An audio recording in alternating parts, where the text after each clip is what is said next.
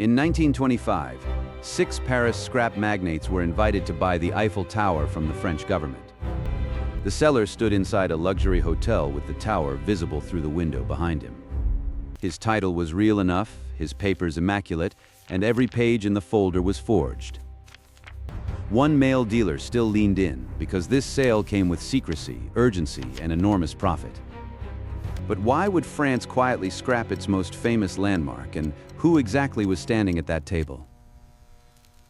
He was born Robert Miller on January 4, 1890, in Hostine, a quiet town in the mountains of Bohemia, then part of the Austro-Hungarian Empire. His father was a tobacco merchant and sometime mayor of the town. His childhood, by all accounts, was unremarkable. Nothing in the record of Hostine suggested that this place would produce one of the most prolific con artists in human history. What set the young Miller apart was language. By 15, he spoke Czech, German, French, English, and Italian, not as a student, but as a native. He slipped between linguistic identities the way other people change clothes. By 20, he had left Bohemia entirely, carrying nothing but an immaculate wardrobe, an instinct for human weakness, and a complete absence of conscience. He was born Robert Miller. He would die Victor Lustig. In between, he was 45 other people. He surfaced in Paris around 1909. But Paris was not his destination, it was his classroom. The real education happened on the ocean. In his 20s, Lustig made the Atlantic crossing his university.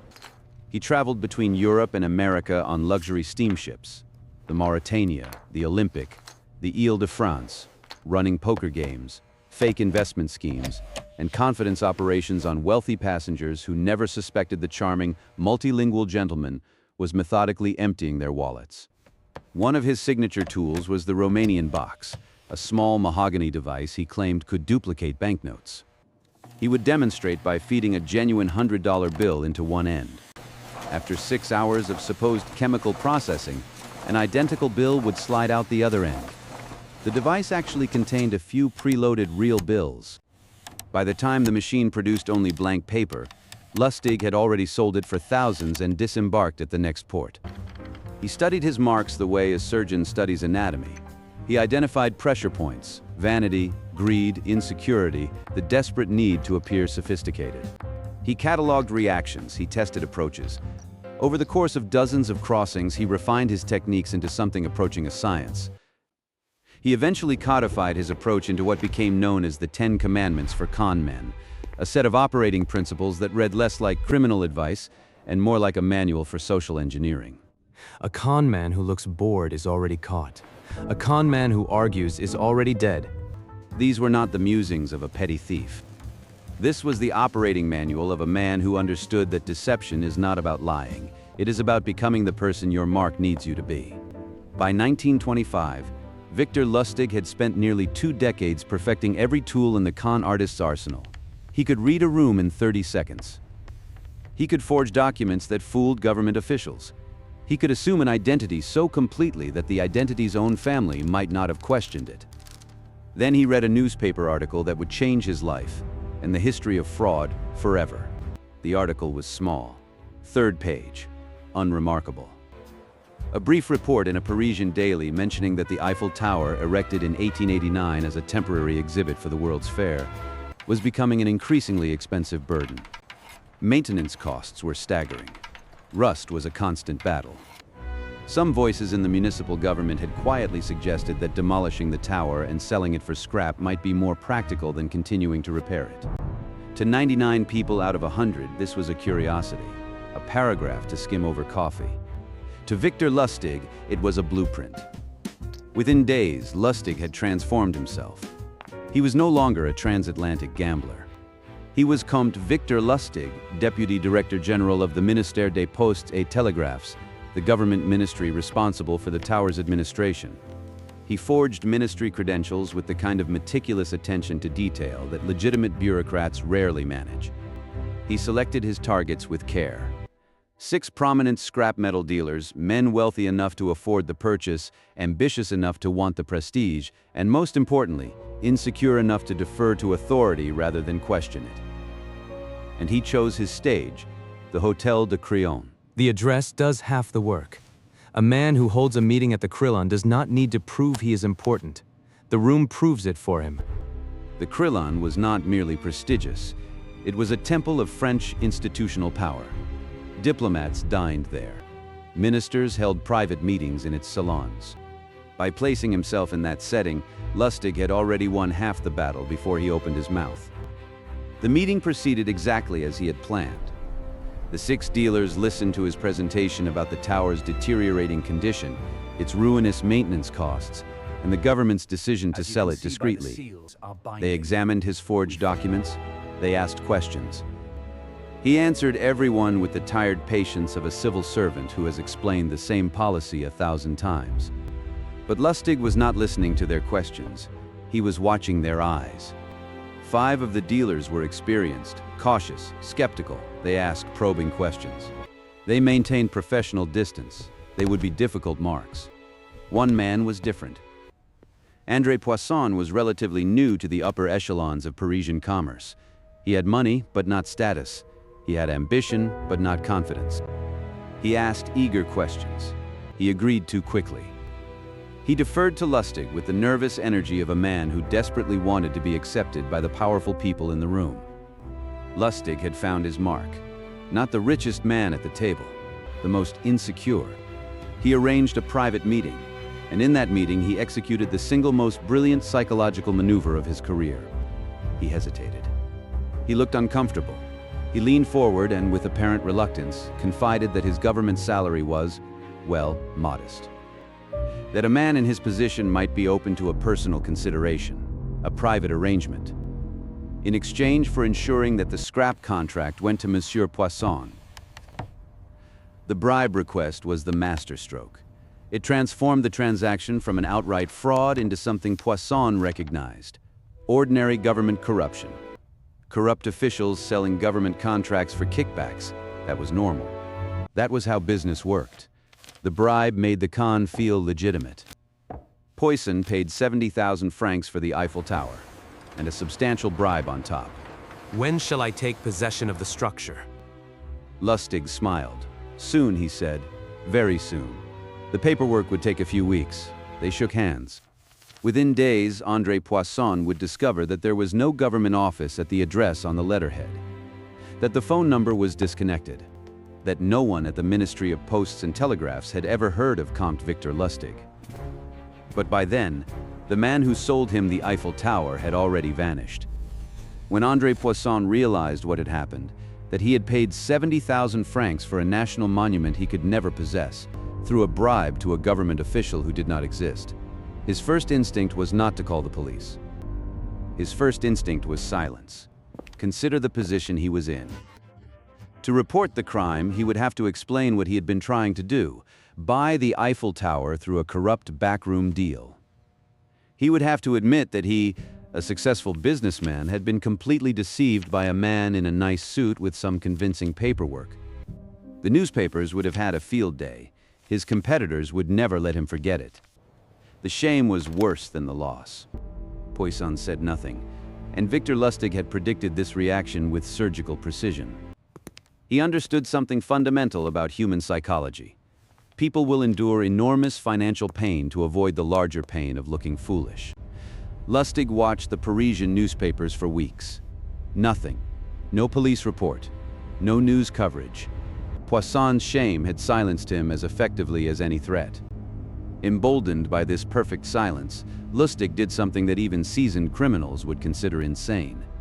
He came back and did it again. Same city, same hotel, same script. New set of scrap dealers. The conference at the Crillon, the government credentials, the tower's deteriorating condition, the need for discretion. This time, Lustig's mark was sharper.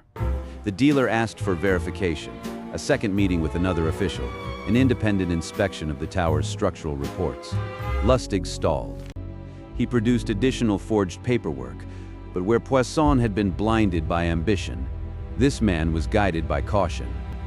When Lustig failed to produce a second government contact, the dealer's suspicion hardened into certainty. He went to the police. Most criminals run from failure. Lustig ran from success. Because when there was no reason to stop, something in him demanded he push further. Lustig sensed the shift before the detectives arrived. He checked out of the Krillon, boarded a train, and was across the border before anyone thought to look for a man matching his description. He had no luggage worth tracing, no identity worth pursuing. The name Comte Victor Lustig simply ceased to exist. He never returned to France. Instead, he went to America. And in America, he did something that defied all logic and self-preservation instinct. He conned Al Capone. Al Capone was the most dangerous man in America. He controlled Chicago's organized crime. He had people eliminated for looking at him wrong. And Victor Lustig walked into his office with a proposition. He told Capone he had a can't-miss stock market deal. He asked for $50,000. Capone, impressed by Lustig's confident bearing and immaculate presentation, gave him $5,000 a test. Lustig took the money. He kept it for 2 months. He did nothing with it. Then he returned to Capone's office, handed back every dollar, and said with apparent embarrassment that the deal had fallen through. He couldn't, in good conscience, keep Capone's money. You're an honest man. That's rare in this business. Here, take this for your trouble. Capone handed him $5,000, a tip for honesty, which was, of course, what Lustig had been counting on from the beginning. He had conned the king of organized crime using the one thing Capone never expected from a visitor to his office, the appearance of integrity. He had sold the Eiffel Tower twice. He had grifted Al Capone.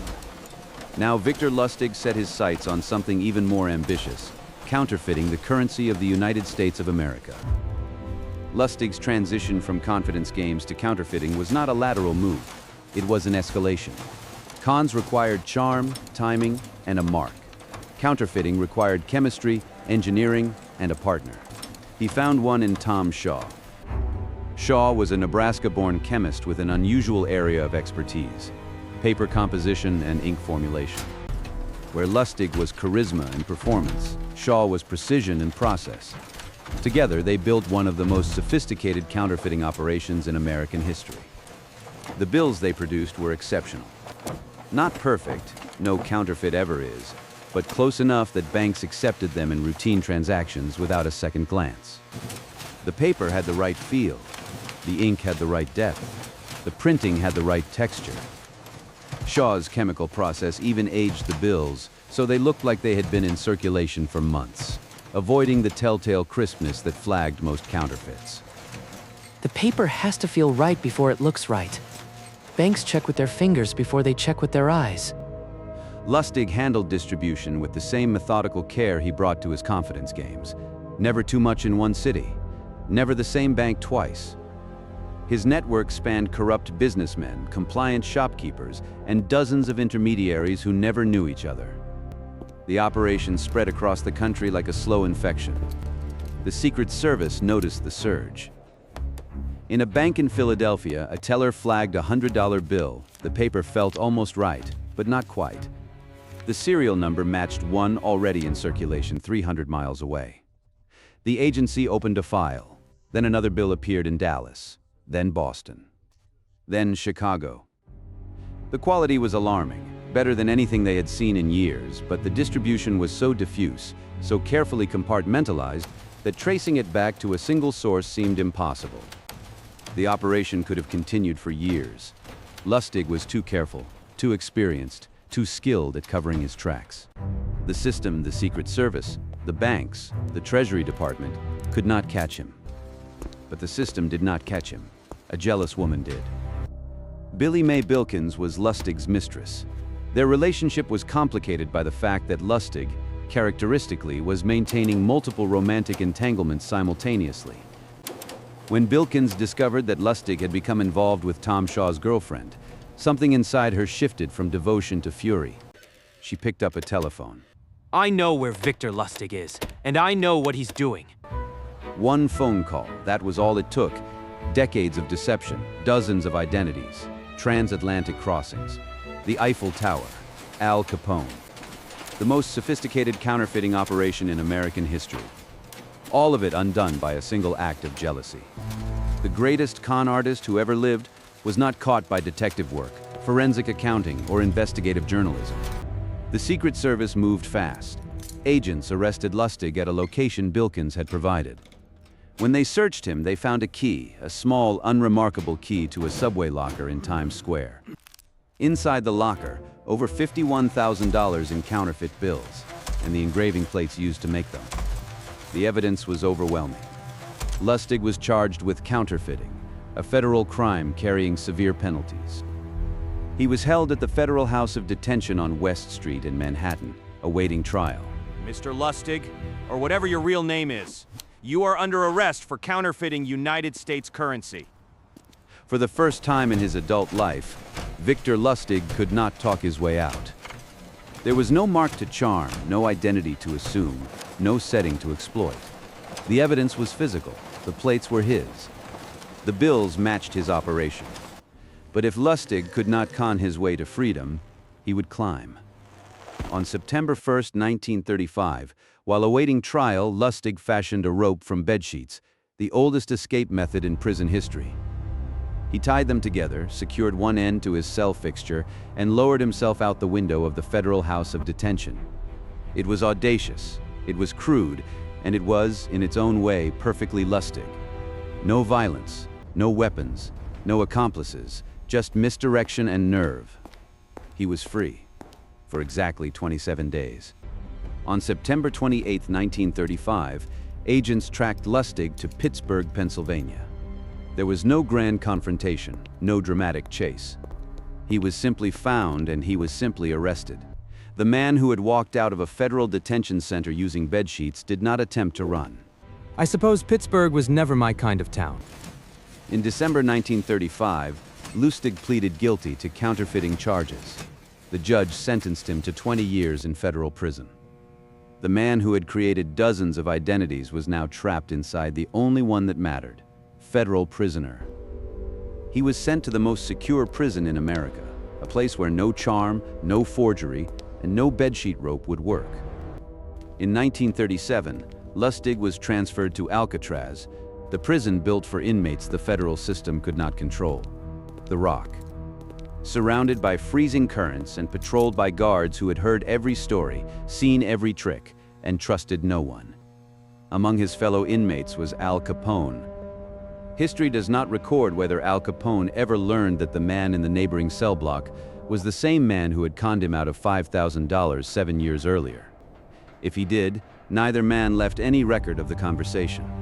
Two men, connected by a con, now connected by concrete walls. Capone's mind was already deteriorating from untreated syphilis. Lustig's would follow the same path. In the years that followed, Lustig developed general paresis, a severe neurological condition caused by advanced syphilis. The mind that had orchestrated decades of deception, that had memorized dozens of identities, that had read the psychology of Marx across 3 continents, that mind was slowly dissolving. He was transferred from Alcatraz to the Medical Center for Federal Prisoners in Springfield, Missouri.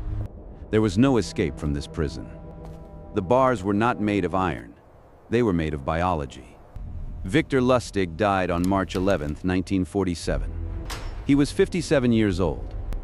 Pneumonia took him, his body weakened by the syphilitic condition that had been consuming his brain for years. When the attending clerk filled out his death certificate and reached the field marked occupation, someone wrote 2 words: apprentice salesman. The man who sold the Eiffel Tower twice to men who could see it from the window.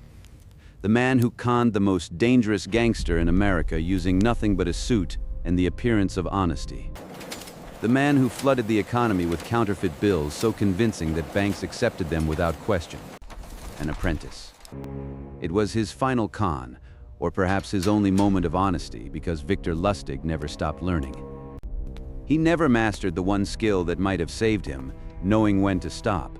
Every success demanded a bigger one.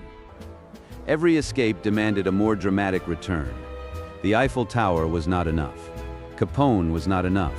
Counterfeiting was not enough. Victor Lustig spoke 5 languages.